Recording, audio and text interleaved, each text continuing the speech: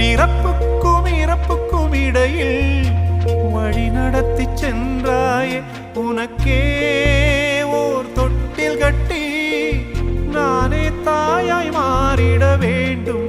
ஆராரிராரோ நான் இங்கே பாட தாயே நீ கண்ணுறங்கு என்னோட மடி சாய்ந்து